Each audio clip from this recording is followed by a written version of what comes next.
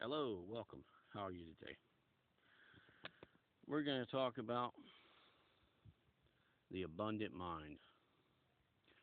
The abundant mind realizes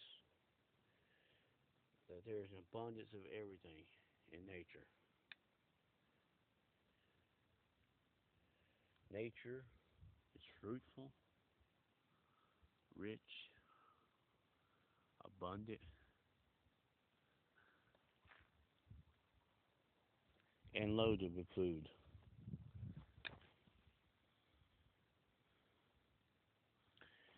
The big four wilderness foods are oaks, pines,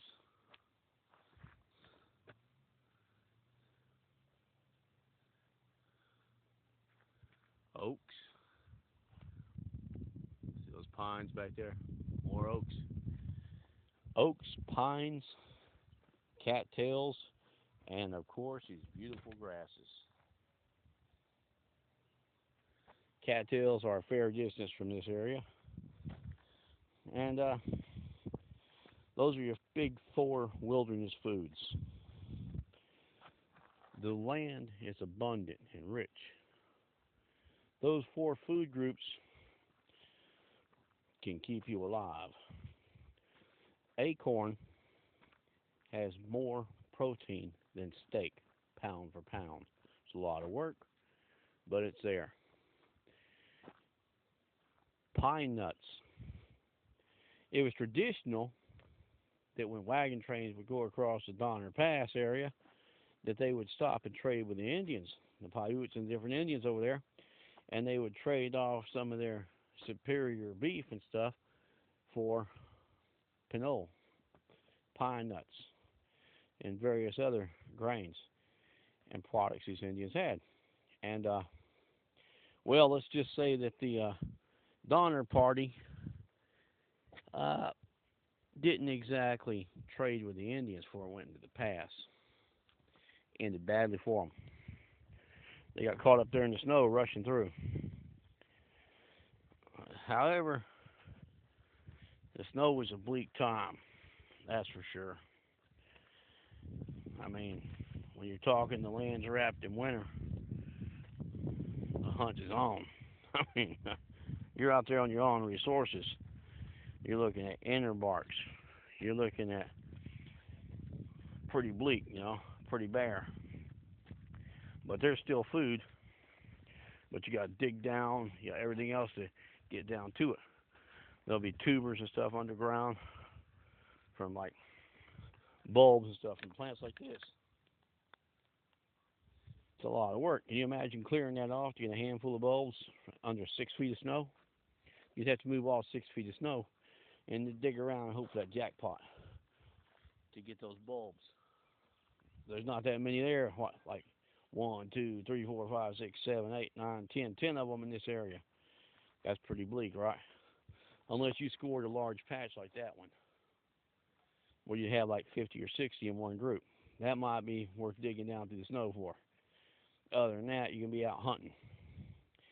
You can be setting snares and traps and hoping for the best. You're going to be eating oak buds or whatever you can get your hands on. You'll be cracking over any pine cones you can get. You're making pine needle tea. You're going to be eating inner barks from the willows and the cottonwoods, whatever else you can get your hands on, because it's going to be pretty bleak. But yeah, I'm not saying that you should go do this. I'm saying that it would be tough to do it. In the winter, the foods are hard to come by and far between. And you should know at least 100 plants just in case you end up on your own resources out there. We're always hearing about these people that went out there and ended badly for them. And you don't want that. The first thing you want to do is not attract that kind of thing into your life. Second thing you want to do is live and enjoy your life.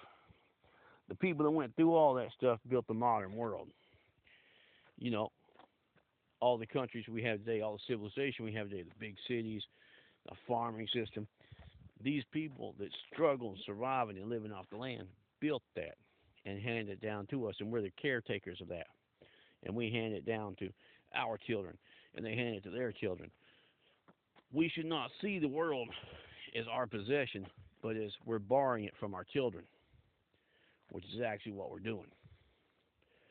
Because the legacy we leave, the way we took care of everything that we've been entrusted with as guardians of it for now, our kids will hold us accountable for. And our grandkids, they'll either bless us and thank us or curse us. It's up to us. But we should endeavor to keep everything in as good a shape or better than we got it when we pass it down to them.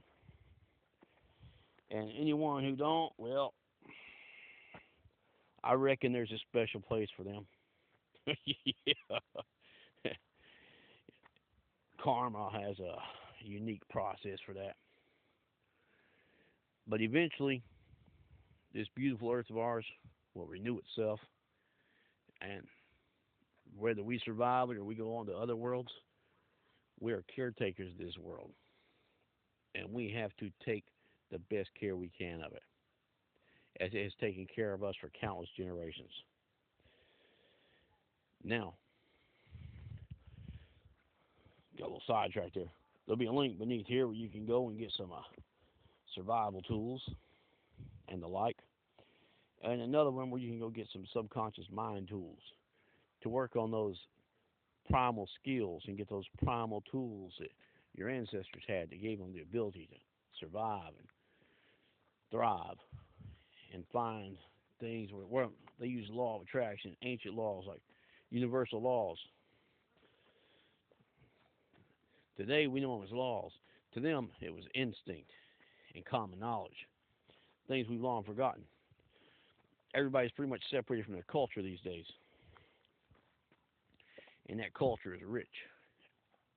Culture is a beautiful gift from the past to us. It doesn't matter who or what you are. Your culture is all those who came before you carrying the chain of the line of your people. And they handed you this chain that goes all the way back to the beginning. And you're part of that chain. You're a link in that chain. And you'll pass it on to the next ones.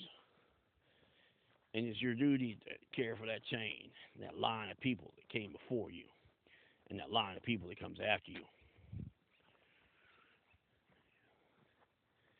Now, when you get that chain and you start thinking about